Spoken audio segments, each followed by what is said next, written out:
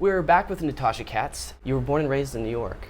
I was. And you were exposed to the theater at a very young age by your parents taking you to the theater. True. What are some of your earliest theater memories, and what really stuck out to you as landmark experiences in the theater? Ooh, good. That's another good question. I've never, I have no moment in my life that was a turning point of, oh my God, I really do believe that I was... you were born for it. Yeah, I do. love that. I remember saying that I was on an interview once that I was since I was in the womb, that's what I've always wanted to work on Broadway, but I didn't know in what capacity. We would take long drives, my family, and the radio had one Broadway station. We're talking like AM, FM, not Sirius satellite radio, Yes, right? Okay, we are. got it. And whenever we'd get to that Broadway station, I would scream, "Oh, stop, stop, stop, it's Broadway." And I have an older brother who's 2 years older than I am who hated it, so we would fight in the car. I also read that in high school, you weren't really, quote unquote, open with your love of the theater. It was something you held private. Have you been in my therapy sessions with me? I don't think so. I don't know where you saw that.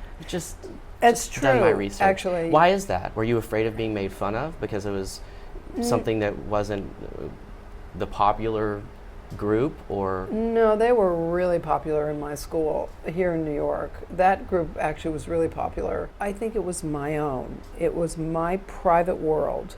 It wasn't something that because I didn't want to act. You know, so in high school, I didn't know what I would do. I didn't know there was such a thing as lighting. It was so precious to me that I needed to keep it to myself. And actually, my graduation present from high school was my parents gave me a week of going to the theater, so that's 8 shows. Amazing. You later really discovered that lighting design was your passion when you were in college at Oberlin. There was something called the Great Lakes College Association. I went to Oberlin College, and I got a full semester's credit to come back to New York City and work with a lighting designer. I worked with a lighting designer named Roger Morgan, who designed I Remember Mama. He had just won the Tony Award that year for Crucifer of Blood. So Liev Ullman was in it, George Hearn was in it, Richard Rodgers, it was the last score that he ever wrote. Unreal. And I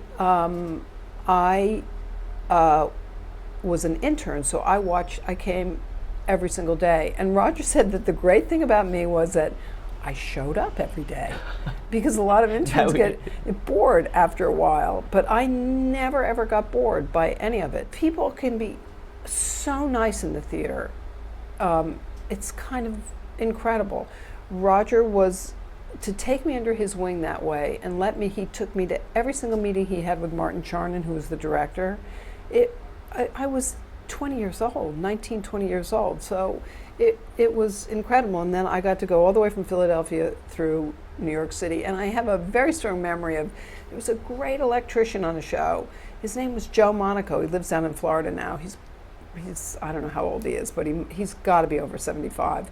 And in those days, you had to go up an A-frame ladder, which was, you had to really climb up pretty high, and then you push the stick up in the middle, and then you climbed up even higher. And 4 people are pushing the ladders around. And Roger said something to Joe Monaco like, "Joe, can you put that light, could you make that light do this?" And Joe said to him, "Whatever you want, Roger." And I thought, wow, this is an incredible business. Whatever you want. Whatever you want. That's a good attitude. Oh, he had a great attitude. I think that's the best attitude to get a show on, too. You've said that a lot of your education came from learning by watching. Definitely. And explain a little bit about how what that meant to you, and what that continues to mean to you, learning by watching. Those 4 months, whatever it was that I spent with Roger on that show,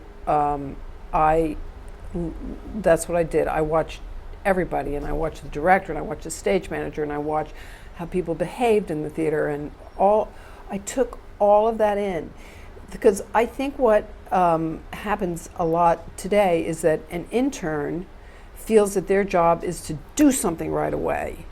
But the do something right away part doesn't really work because they don't know Know what anything to do, yet. right. So, and I understand that struggle because I felt that way in my own life where, I wish if I just want to do something. But there's so much active participation to taking in what's going on in a theater. And it never, ever, ever got boring to me. So which I'm sure has something to do with why I have done 46 shows, because it's still the same for me. It never gets boring. We'll be right back with Natasha Katz.